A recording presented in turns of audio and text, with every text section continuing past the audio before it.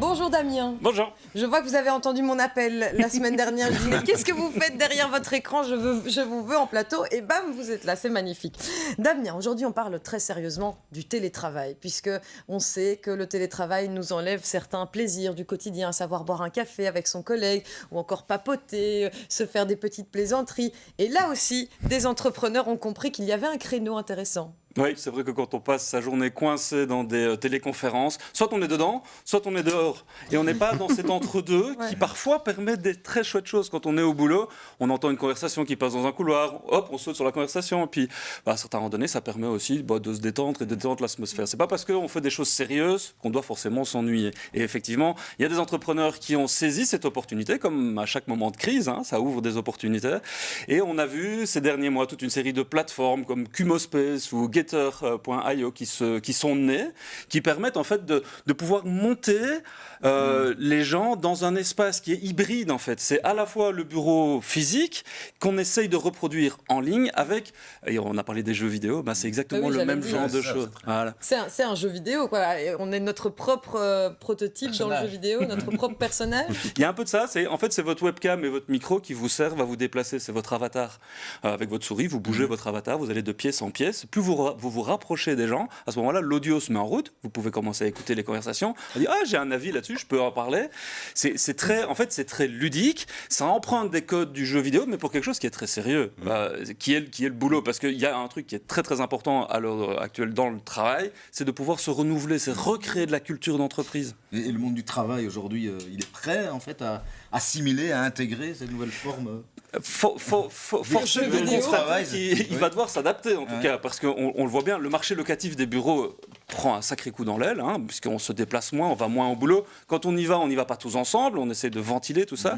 Et donc forcément, ce marché-là est un marché qui est sous tension, donc c'est un marché aussi qui réinvente sa façon de pouvoir créer ces espaces-là, puisque si vous avez réunion à 10h dans la salle Rosa Parks, c'est bien la salle Rosa Parks, elle existe aussi bien physiquement dans les bureaux qu'en ligne, donc peu importe que vous vous trouviez au bureau ou à l'autre bout du monde, ou chez vous, dans votre salon, en pyjama, vous avez réunion. Moi, je me demande juste à quel moment on se dit je vais prendre mon avatar et le bouger jusqu'à la salle de réunion plutôt que de juste appuyer sur mais sur comme le maintenant, bouton. quand vous allez chercher un petit croissant, vous allez avec votre Ça, c'est avatar. l'heure où le ventre, l'estomac de Martin se réveille. Alors, c'est normal que...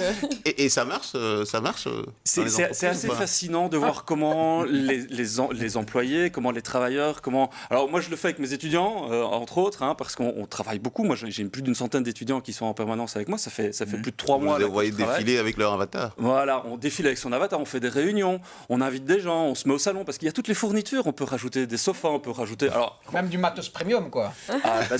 On en arrive à ce genre de choses, évidemment, parce que dans la tête des entrepreneurs qui construisent ces plateformes, si vous voulez avoir le meuble, je n'ai pas cité de chaîne de marché immobilier ou de mobilier en particulier, mais vous voyez très bien ce que je veux dire.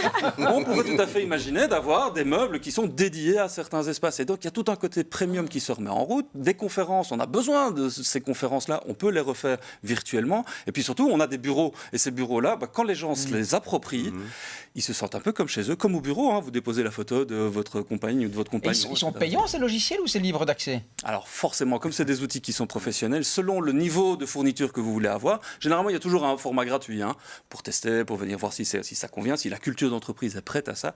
Et puis plus vous augmentez, plus forcément vous payez. Il y en a un que moi j'utilise pas mal qui s'appelle Teamflow, qui est vraiment bien foutu parce qu'il emprunte tous les codes du jeu vidéo et en même temps du code professionnel. Là on tourne aux alentours d'une quinzaine de dollars par mois par utilisateur. Donc c'est pas rien. Quand même.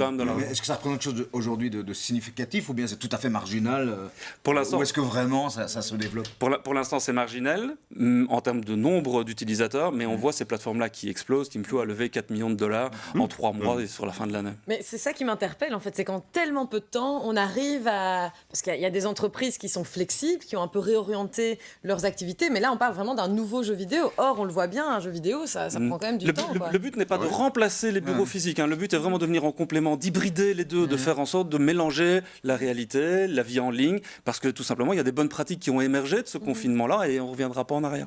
On va voir si c'est pas finalement un peu gadget et si ça va se pérenniser. Vous pensez que ça va se pérenniser ? Ah, moi je suis convaincu. Ah oui, puisque ça a levé 15 millions. Oui, mais de toute façon, on sent que Damien, de toute façon, est convaincu. 4 millions, Damien. Oui, les autres aussi. C'est un prêcheur numérique. Exactement.